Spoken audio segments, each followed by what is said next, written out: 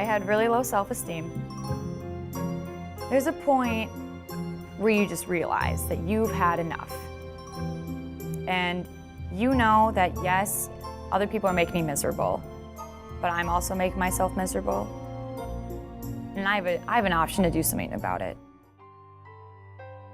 I'm Allison, and this is my story. It really started kind of third grade. I grew a lot, you know. I was really awkward and really tall. And I had all these girls who I thought were my friends, you know, calling me fat all the time. And that hurts, you know, it really hurts your self-esteem, and you don't know what to do.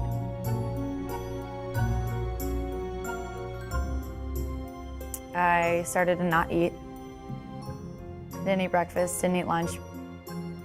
And it's scary because you get home, your parents see that you don't eat, and they get worried too. And you go to school and it happens every day, you know. I don't know what happened. I think something kind of just clicked. Project for Teens is a group of students that goes around to like the 6th grade and 8th grade classrooms and cover more of like healthy relationships and bullying and like sex and alcohol and drugs and those kind of topics. And it's like, it's another teenager basically that's saying the same stuff that your parents and that your teachers are saying. But it's like someone just like you. This is a person that knows their faults, recognizes them, but still goes on and like helps other people. 7th grade and 8th grade were a lot better after that.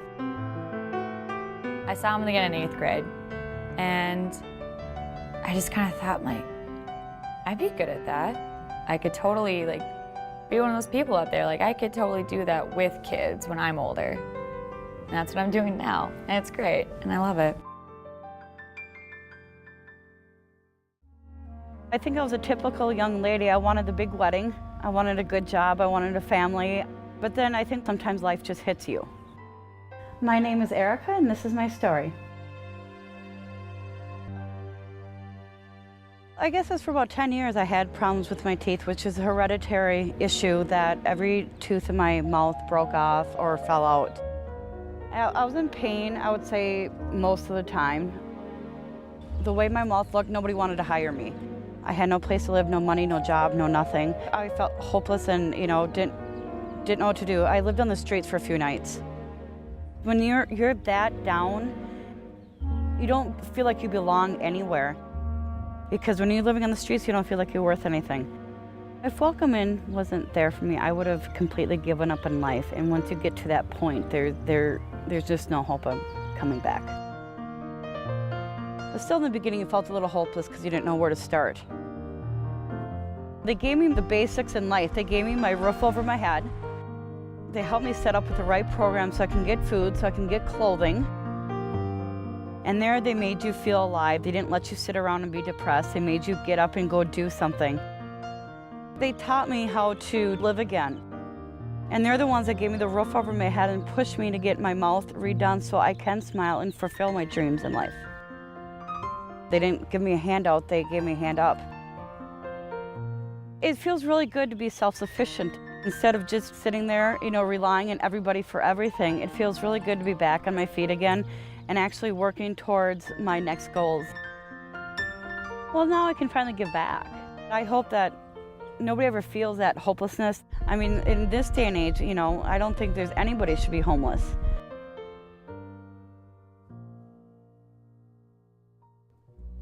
I needed guidance. That really is the only time in my life where I have said, I don't know what I'm doing and I need help. This is Ina, and I'm her daughter Ingrid, and this is our story. Mom was born in Sweden, went through public school, graduated 3rd in the top of her class, and became a nurse. 2 weeks after she graduated, she married Daddy. When Daddy died, it was a lot for her to handle. Mother had kind of come into a little shell where she wasn't really doing well. She was living here alone and pretty isolated. My sister and I have always thought this home was very, very special. My father designed the home. He built the home himself. We wanted to keep her here. I heard about Vine, and so we made an appointment down there just to learn about it. And my sister and I came home from our Vine meeting and said, wow, we need help. A lot of times when children get into a situation like this, they say this woman needs to go into assisted living or something. But a lot of times there also is care that can be given in the home. And I think Vine wants people to stay in their homes because they're so comfortable here as long as it's feasible. Vine volunteers come and stay for a few hours, and that's to allow her to be in her home, but it's also a social thing for her. I feel right now I have the best structure for Mother that she could have. And I've worked respite into the schedule, and Vine is the one that taught me that. And one of the ways that they do that is they have the Some Time Away program, which is a wonderful program. You know, they say Vine is for retired folks. I don't think so. I think it's for people in my situation as much as anybody else because of the peace that they gave me.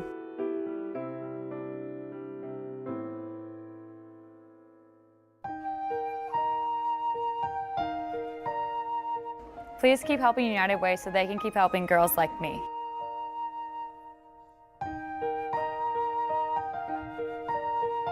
By helping United Way, you're helping people like me get back on my feet.